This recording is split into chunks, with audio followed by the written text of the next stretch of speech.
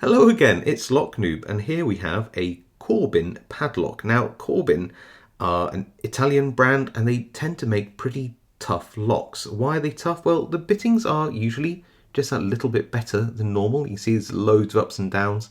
There's some real highs and then some real lows and a mixture in between. But it's the keyway that when I first started learning to pick, I just thought was unfair. It's nothing like a standard sort of Yale style keyway.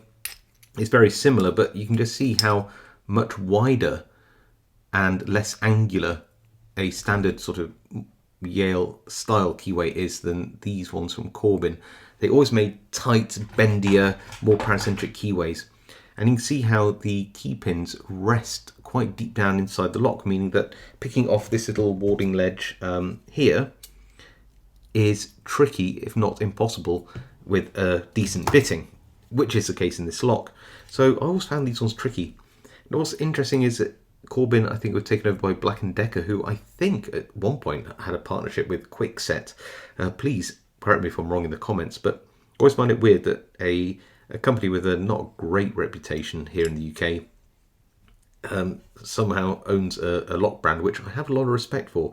This is still not a massively easy lock, despite I don't think it's got like any spool pins in it or anything, but it's just the bitting and the keyway that all come together to make this, you know, just that step above from your standard locks. Cute little 16mm little block lock there, isn't it? It's kind of cool, this little shutter lock. I like it. Right, let's find a vise and we'll go and try and pick the lock. How are we going to pick it though? Well, top of the keyway tension up here, and then we're going to use a deep hook and pick all the way through the warding, because there are little gaps in the warding, which means that you can get your deep hook down and pick the lock. So let's give that a go.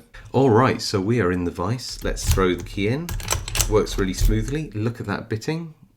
Pretty nasty, but we'll go in with these hooks and top of the keyway turner, which is different to what I showed you before, but we'll just try and go down the lock with this deep hook. So starting with 1, 2, 3, nothing, 4, nothing, 5's binding, little click, back to pin, no, nothing on 2, 1, yep, pin 2, counter rotation, gentle, gentle, gentle. That felt good, but 1's dropped back. 1, 2,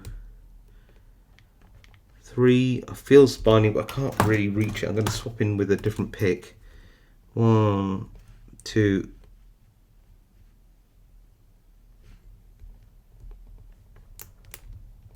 It's going to be a pain to pick, I can tell you.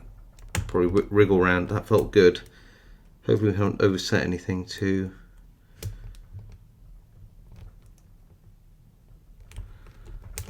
3, 5 at the back there, no, 4, 5 binding. Where are you? 5, come on. There, got it. So let's repick 1 because it dropped down. Repick 2. There we go. Check pin 3.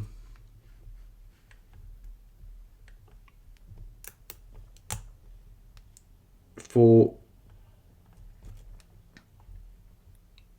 Not happy with.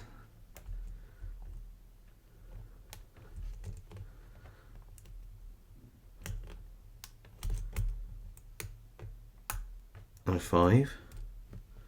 Just check 1, 2, 3, 4, and pin 5 here. Okay. Relax the tension, come back through. Pin 1's now binding and we're open. Oh, I think, yeah, there we go. Let's get that. There we go. Nice and smooth. A bit more. And we're open. There we go.